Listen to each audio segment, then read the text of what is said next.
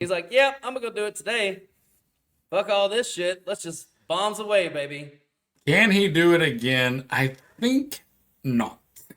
Probably not gonna be a trend. And Kansas City, Spagson's so smart. He knows the boy can't throw the ball down the field, so they probably didn't guard their best on that. They probably were trying to push up and take away some of that underneath stuff, and they got burned on it. So Kansas City, man, you talk about Jekyll and Hyde. They started a year rough and then turned around and everybody's like, oh my God, it's the best team in football. And they kind of were there for about a 3 or 4 week period.